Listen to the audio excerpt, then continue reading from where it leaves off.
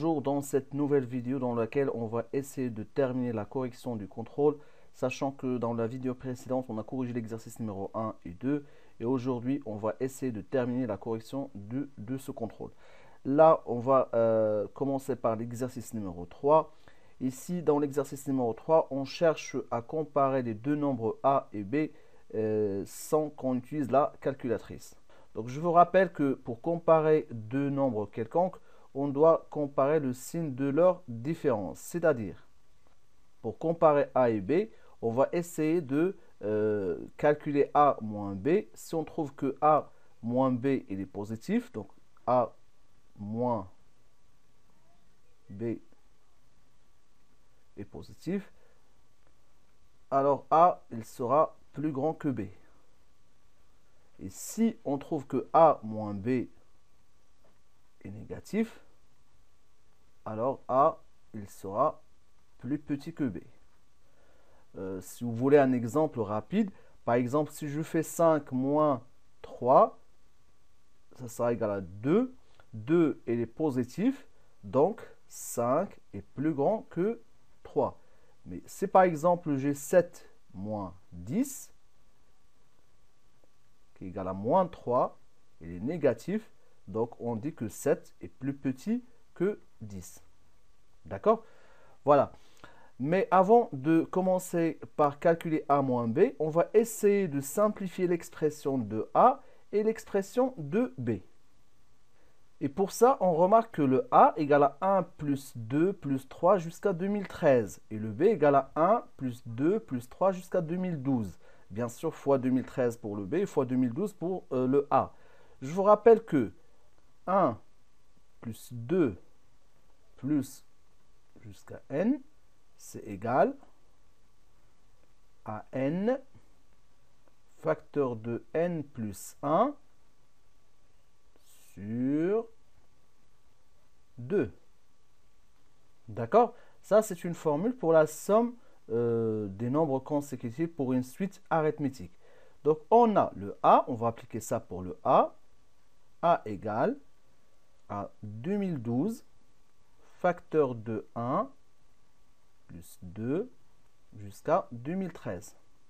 En appliquant la formule, qui est juste là au-dessus. Donc, le n, c'est 2013. Le n, c'est le dernier terme. Donc, c'est 2013 facteur ou fois n plus 1. Donc, toujours, on prend le dernier terme. Donc, 2013 plus 1, ça fera 2014 sur 2. On pourra écrire aussi le a, puisque il s'agit de multiplication. Donc, le 2012, c'est comme si on a 2012 sur 1. Bah, on fait tout simplement. Donc, là, on pourra même écrire un trait de fraction ici. Ça sera 2012 fois 2013 fois 2014 sur 2. Voilà pour l'expression de A. D'accord? Donc, je répète, donc le A, c'est 2012 fois 2013 fois 2014 sur 2. On va passer maintenant à simplifier le B.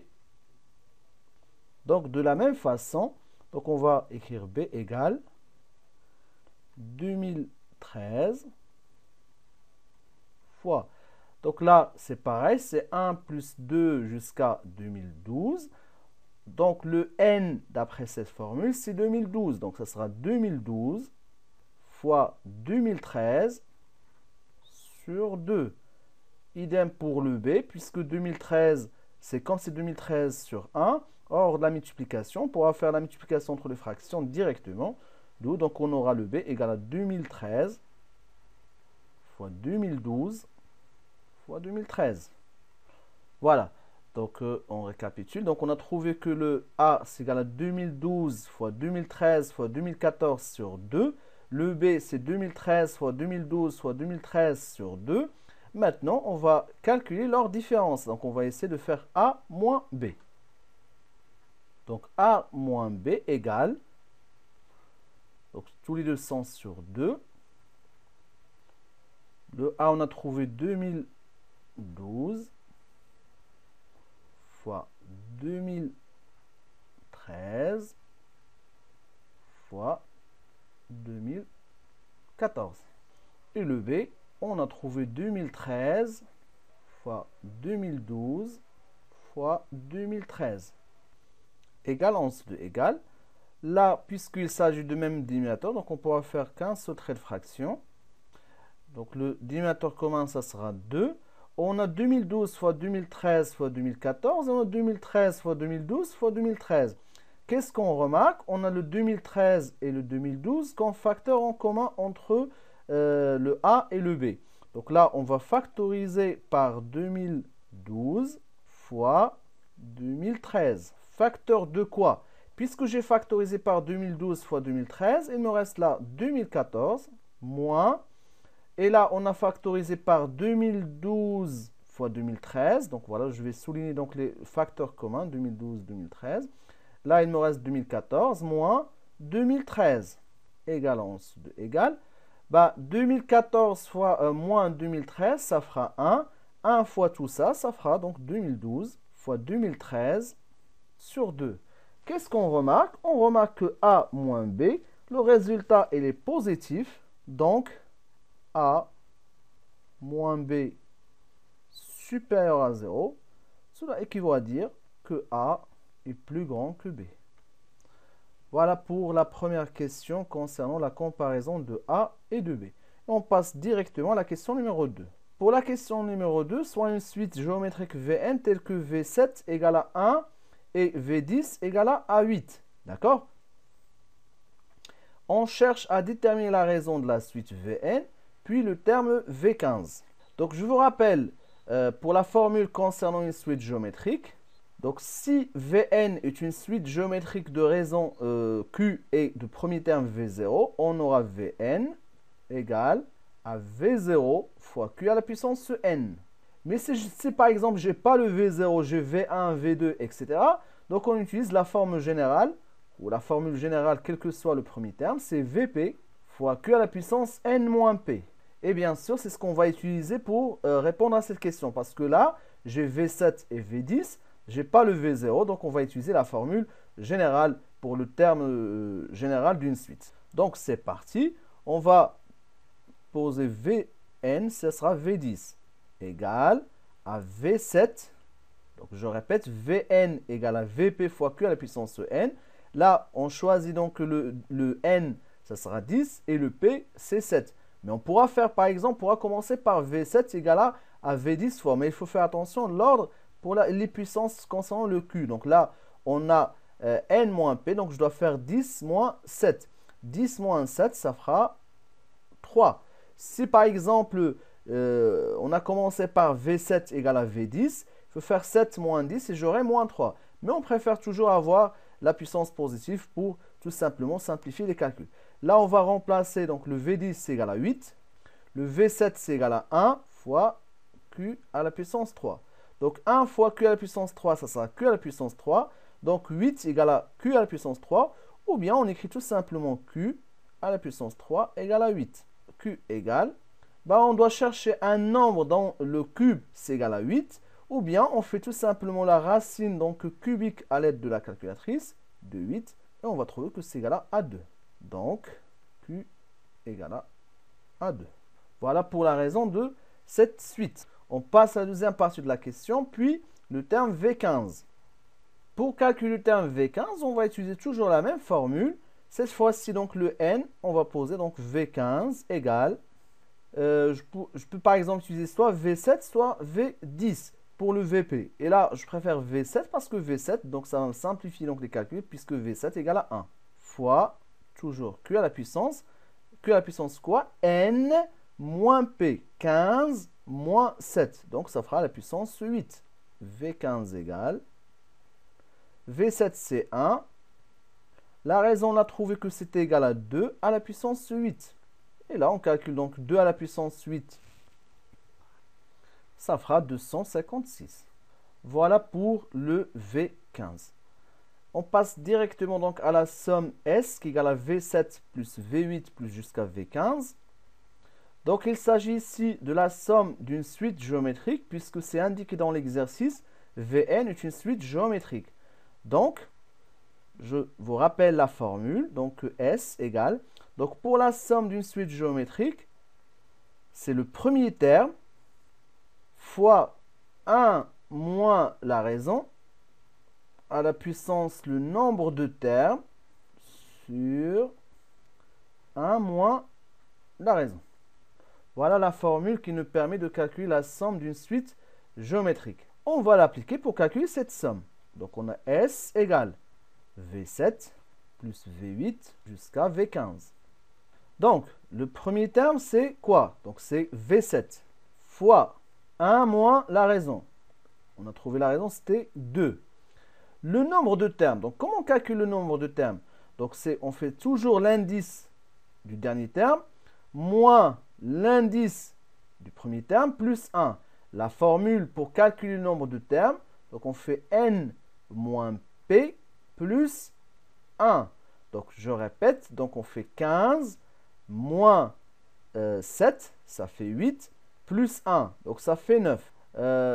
Pourquoi on fait toujours plus 1? Par exemple, si on prend V1 plus V2 plus V3, on compte bien qu'il y en a 3 termes. Donc le nombre de termes, c'est 3.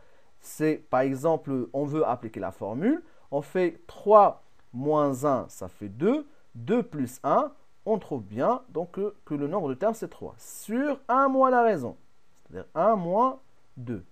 Là, on va remplacer. V7, c'est égal à 1, c'était donné dans l'exercice, elle est là, fois 1 moins 2 à la puissance 9, là, vous pouvez utiliser tout simplement la calculatrice, 556 fois 2, qui donne 512. Pourquoi j'ai pris donc 556? Parce que tout à l'heure, on a calculé 2 à la puissance 8, on a trouvé 256. À la puissance 9, c'est 2 à la puissance 8 fois 2. Sur 1 moins 2, ça fait moins 1. 1 fois tout ça, ça va rien changer, puisque le 1, c'est un nombre neutre pour la multiplication. 1 moins 512, ça fait moins 511. Moins 511 sur moins 1, ça fait 511. Voilà pour la correction de l'exercice numéro 3. On passe directement à la correction de l'exercice numéro 4. Je vous rappelle que vous trouverez le lien ou bien le DS en format PDF dans la description de la vidéo. N'hésitez pas donc de laisser de le faire avant de regarder la correction pour chaque exercice. Sinon, pour l'exercice numéro 4, on va travailler sur un exemple, température d'un four. Dans une usine, donc un four cuit des céramiques à température de 1000 degrés Celsius, etc., etc. Bref, on a soit la suite Tn, donc là, je suis là, soit la suite Tn, ou Tn, donc représente la température en degrés Celsius du four au bout de n heures écoulées. À partir de l'instant où il a été éteint, on a donc T0 égale à 1000 degrés. La température Tn est calculée par l'algorithme suivant. On a T, elle reçoit 1000, c'est ce qu'on appelle le premier terme, T0. Et pour I varié de 1 à n, le T reçoit quoi? Il reçoit 0,82 fois T plus 3,6. Ça veut dire quoi ça? Ça veut dire tout simplement que pour avoir le terme suivant, on doit prendre le terme précédent, on doit le multiplier par 0,82 plus 3,6. Et c'est la première question. Donc, quelle est la relation de récurrence qui détermine Tn plus 1 en fonction de Tn? Donc, Tn plus 1 égale à 0,82 Tn plus 3,6. Voilà pour la première partie de la première question. Puis, déterminer la température du four arrondie donc à l'unité après 4 heures de refroidissement. Je vous rappelle que le N, il représente le nombre d'heures écoulées à partir de l'instant où elle était éteinte. Donc, si par exemple, après 1 heure, le N il va être égal à 1. Après 2 heures, N égale à 2. Et puisque nous, on cherche après 4 heures, on doit calculer T4. Donc, c'est parti. On commence d'abord par calculer T1, égale 0,82 fois T0 plus 3,6. C'est-à-dire 0,82 fois 1000, puisque T0 égale à 1000, plus 3,6. Et on trouvera 824 si on arrondit donc à l'unité. On refait la même chose pour T2 égale à 0,82 fois T1 plus 3,6. Et T1 c'est égal à quoi? C'est égal à 824 plus 3,6. Pareil, donc on va utiliser la calculatrice. On va trouver que c'est égal à, si on arrondit donc à l'unité, à 679, etc. Donc on va calculer T3. Donc pour T3, c'est 0,82 fois T2 plus 3,6. On va trouver que T3, normalement, vous devez trouver que c'est égal à peu près à 560. Pour calculer T4, on va procéder de la même manière. Pour T4, c'est 0,82 fois T3 plus 3,6. Et vous devez trouver donc à peu près donc 463. Voilà, j'espère que cette question est claire pour le calcul des 4 premiers termes ou bien les 5 premiers termes, puisque le premier terme ici c'est 0. On passe directement donc à la question suivante. On pose la suite Vn telle que Vn égale à Tn moins 20. On cherche à montrer que la suite Vn est géométrique. Donc je vous rappelle qu'une suite est dite géométrique si et seulement si Vn plus 1 égale à un nombre, appelé la raison, fois Vn. Autrement dit, si j'arrive à écrire Vn plus 1 égale à un nombre fois Vn, cela veut dire que j'ai démontré que la suite Vn est géométrique.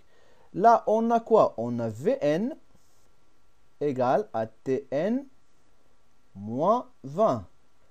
Donc, si on cherche Vn plus 1, sera égal à Tn plus 1 moins 20. Donc, je répète, donc Vn égale à Tn moins 20. Bah, Vn plus 1 égale à Tn plus 1 moins 20. Et Tn plus 1 égale à quoi? On a trouvé que Tn plus 1 dans la première question égale à 0,82 Tn plus 3,6. Donc, j'en remplace le Tn plus 1 par 0,82 Tn plus 3,6. Bien sûr, moins 20 égale, là, on garde le 0,82 Tn. 3,6 moins 20, ça fera moins 16,4. Là, il y a un petit astuce. Il faut toujours factoriser par ce nombre-là, c'est-à-dire 0,82. Si je factorise 0,82, ça sera facteur de quoi? Donc là, j'ai 0,82 Tn. Si je factorise par 0,82, il reste Tn. Moins. Là, on factorise aussi par 0,82. Pour factoriser, il suffit tout simplement de diviser par le nombre par lequel on a factorisé, 0,82. Là, si vous voulez vérifier, ben on va faire 0,82 fois Tn, ça sera 0,82 Tn, moins 0,82 fois 16,4 sur 0,82, ça fera 16,4. Égal à en dessous de égal. 0,82 facteur de quoi? De Tn moins. Si on calcule 16,4 sur 0,82, on va trouver que c'est égal à 20. Et c'est logique puisque nous, on cherche à trouver un nombre fois Vn. Et Vn, c'est quoi? C'est Tn moins 20. Donc là, ce Tn moins 20, on va le remplacer par Vn. Voilà. J'ai prouvé que Vn plus 1 égale à un nombre 0,82 fois Vn. Donc, Vn est une suite géométrique.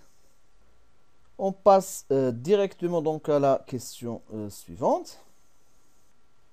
Exprimer Vn puis Tn en fonction de n. On vient de démontrer que Vn est une suite géométrique, d'accord? Je vous rappelle que si Vn est une suite géométrique, alors son terme général, donc Vn, sera égal à V0 fois Q à la puissance n. Or, là, pour exprimer Vn en fonction de n, je n'ai pas le V0. Mais on sait que Vn égale à Tn moins 20. Donc, V0 sera égal tout simplement à T0 moins 20. T0, c'était 1000. 1000 moins 20, ça fera 980. Voilà pour le V0. Et bien sûr, donc il ne faut pas oublier que la raison de la suite Vn, on a montré dans la question de A que la raison de cette suite, c'est 0,82. Donc, on va juste la remplacer. Donc, Vn sera égal à V0, qui est égal à 980, fois la raison 0,82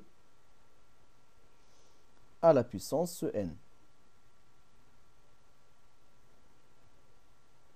Voilà, on a écrit Vn en fonction de n. Puis, Tn en fonction de n. Qu'est-ce qu'on sait donc sur la relation entre Vn et Tn? Donc, on sait que Vn égale à Tn moins 20. Donc, si Vn égale à Tn moins 20, alors Tn égale à Vn plus 20.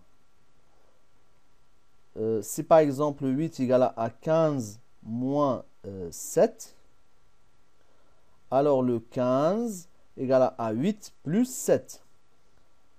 Après, il suffit maintenant de remplacer le Vn par son expression, c'est-à-dire 980 fois 0,82 n plus 20. Voilà pour l'expression de Tn en fonction de n. On passe à la question suivante, le 2c, déterminer la limite de la suite Tn. Donc, on a trouvé que Tn égale à 980 fois Q à la puissance n. Donc, c'est-à-dire 0,82 à la puissance n plus 20. Je vous rappelle, donc pour la limite de Q à la puissance n, lorsque n tend vers plus l'infini, égale à 0, si le Q est compris entre moins 1 et 1. Ça, c'est une formule pour le calcul de limite lorsqu'on a Q à la puissance n. Si Q donc il est compris entre moins 1 et 1, la limite de Q à la puissance n, ça sera 0. Et si le Q est supérieur à 1, alors la limite de Q à la puissance n, ça sera plus l'infini. D'ailleurs, vous pouvez prendre un exemple d'un nombre compris entre moins 1 et 1. Plus vous mettez donc le nombre à la puissance n, c'est-à-dire par exemple à la puissance 10, puis donc à la puissance 100, à la puissance 1000, etc. Donc vous trouverez qu'à chaque fois, le résultat, ça va se rapprocher de 0. Donc là, qu'est-ce qu'on a? On va calculer d'abord la limite de ça. Donc la limite de 0,82 à la puissance n, lorsque n tend vers plus l'infini, sera égal à 0. Pourquoi? Car le 0,82 est compris entre moins 1 et 1. Donc si par exemple, ça va tendre vers 0, 0 fois 980, ça fera 0. 0 plus 20, ça fera 20. Donc la limite par produit et somme de Tn, lorsque n tend vers plus l'infini, sera égal à 20. Et si vous voulez une interprétation de ce résultat de calcul limite, c'est donc à plus l'infini, donc lorsqu'on prend donc, je sais pas, des nombres d'heures très élevés, donc dans ce cas-là, la température va se stabiliser donc à 20 degrés, qui est la température ambiante bien sûr. Passons à la dernière question. Écrire un algorithme qui permet de déterminer le nombre d'heures nécessaires pour que le four puisse être ouvert sans risque pour les céramiques. Et donner alors ce nombre d'heures. Sachant que dans l'exercice ici, on a la porte du four, donc peut être ouverte sans risque pour les céramiques dès que sa température est inférieure à 70 degrés. Sinon, les céramiques peuvent se fissurer, voire se casser. Donc, on cherche quand est-ce qu'on doit ouvrir le four. Donc, on cherche quand est-ce la température, donc il devient inférieure à 70. Donc, c'est parti pour écrire cet algorithme qui va nous permettre tout simplement de calculer ou bien de savoir le nombre d'heures qu'il nous faut pour qu'on puisse ouvrir ce four. Donc, on va essayer de l'écrire là. Donc, tout d'abord, pour écrire un algorithme, on doit choisir ce qu'on appelle les variables. Donc, les variables, ici, sera n, qui est un entier, et u, réel. Après, on doit préciser les valeurs d'entrée, ce qu'on appelle aussi l'initialisation. Au départ, le n, il reçoit la valeur de 0. Et le u, c'est le u0 tout simplement, ça doit être 1000. Après la suite, on va le faire ici. Traitement. Là, c'est la partie la plus délicate du programme. Donc, puisque nous, on pourra ouvrir le four que lorsque la température elle devient inférieure à 70 degrés, dans ce cas-là, on va faire tant que la température, donc ici, tant que U est supérieur à 70, je vous rappelle que U c'est la température, donc tant que j'ai choisi U, mais en fait dans l'exercice c'était T, mais c'est pas grave, on pourra définir comme quoi U c'est la température. Tant que le U est supérieur à 70, normalement le programme il doit continuer donc à faire ses calculs. Donc on peut pas ouvrir tant que le U est supérieur. On pourra l'ouvrir que lorsqu'il devient inférieur. Bah, le U ou le T, il reçoit 0,82 fois U plus 3,6. Et le moment où il va trouver que le U devient inférieur à 70, il va s'arrêter le programme. Bien sûr, il ne faut pas oublier que le n, il doit avancer, puisque n au début il prend 0. Il doit avancer à chaque fois de 1. N prend la valeur de 1, de 2, etc. Parce que c'est le n qui va nous calculer le nombre d'heures. Fin, c'est-à-dire donc fin de temps que lorsqu'il va trouver qu'il devient inférieur, il va s'arrêter. Il doit afficher la valeur de n. Voilà pour l'algorithme qui va nous permettre tout simplement de calculer la température ou bien le nombre d'heures à partir duquel la température devient inférieure ou égale à 70. Voilà, on passe directement à l'exercice numéro 5. Pour l'exercice numéro 5, soit la suite un définie par u0 égale à 1, un plus 1 égale à la racine carrée du un au carré plus 3. On cherche à calculer donc le u1, u2 et u3. C'est parti pour u1 égale.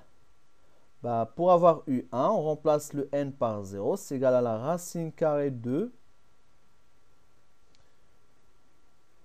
u0 au carré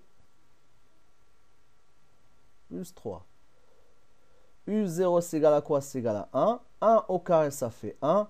1 plus 3 ça fait 4. Racine carrée de 4 ça fera 2. u2 égale la racine carrée, on va refaire la même chose, mais cette fois-ci avec u1 au carré plus 3. 2 au carré, ça fait 4. 4 plus 3, ça fait 7. Et ça va rester donc racine carrée de 7. u3 égale la racine carrée de u2 au carré plus 3. u2 au carré, ça fait 7. 7 plus 3, ça fait 10. Et ça va donner racine carrée de 10. Voilà pour les termes de U1, U2, U3. Pour la question B, donc la suite UN est-elle arithmétique? Donc je vous rappelle que pour une suite arithmétique, on doit y avoir toujours UN plus 1 égale à UN plus R. Donc pour que la suite soit arithmétique, il faut que UN plus 1 moins UN égale à R. Bien sûr, dans ce genre de questions, lorsque la question c'est la suite est-elle arithmétique, la suite est-elle géométrique, cela veut dire que la suite sera ni arithmétique ni géométrique. Dans ce cas-là, il faut juste la donner un contre-exemple pour dire que l'affirmation est fausse. Mais par exemple, si on vous demande que la suite est arithmétique, prouver que la suite est arithmétique, cela veut dire qu'il faut le prouver pour tout n appartient à n.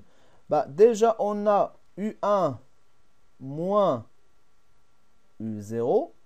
Donc, je prends toujours le terme suivant moins le terme précédent. Il faut que ça me donne le même résultat. Donc, là, U1, c'est égal à 2. Moins U0 égale à 1. 2 moins 1, ça fait 1.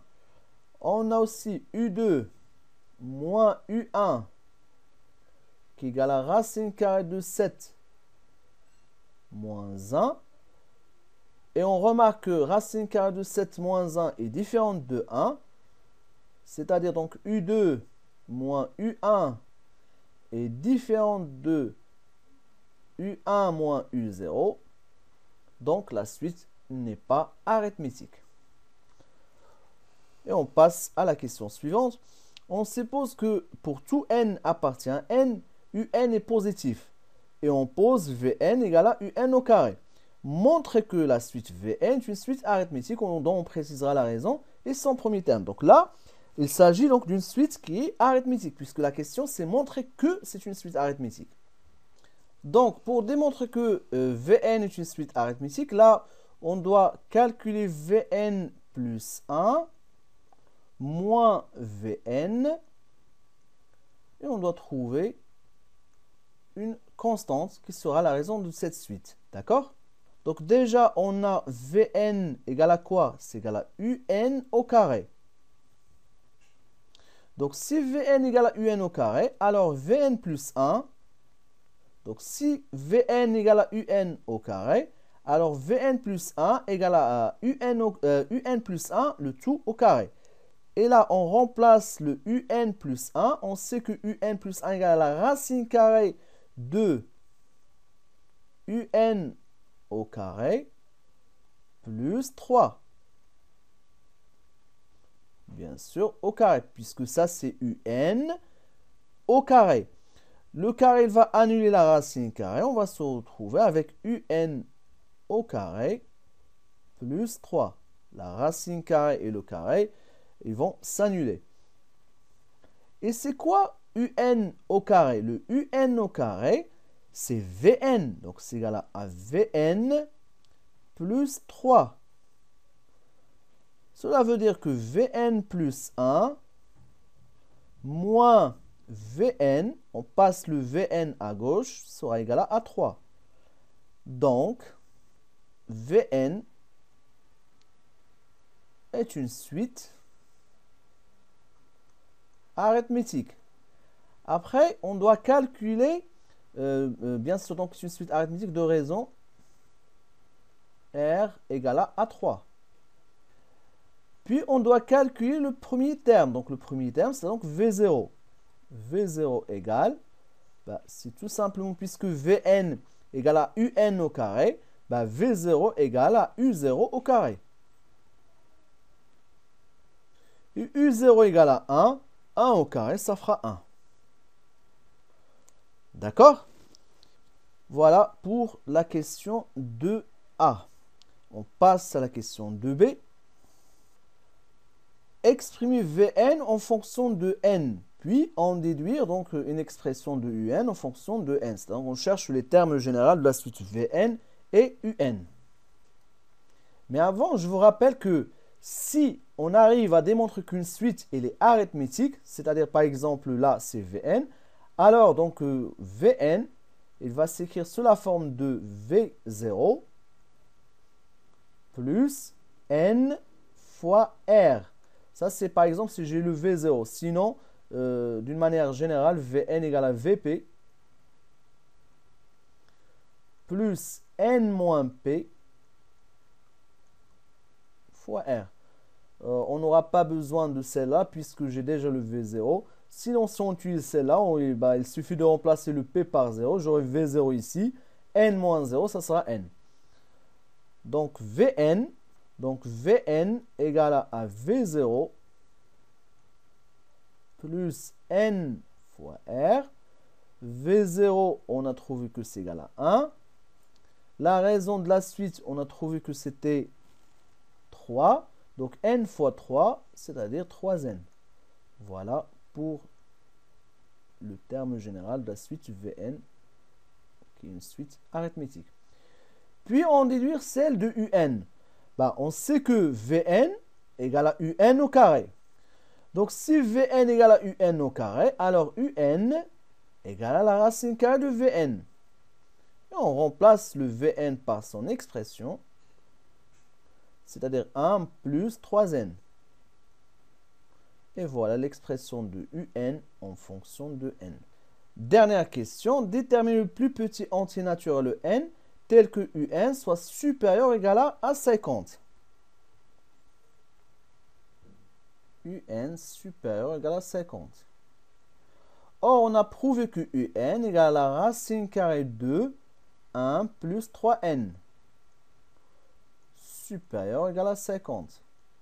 On doit se débarrasser de la racine carrée, tout simplement donc en faisant ça au carré, supérieur à ça au carré, puisque la fonction carré est une fonction croissante sur 0 plus l'infini. Donc on aura 1 plus 3n est supérieur à 50 au carré, ça fera 2500.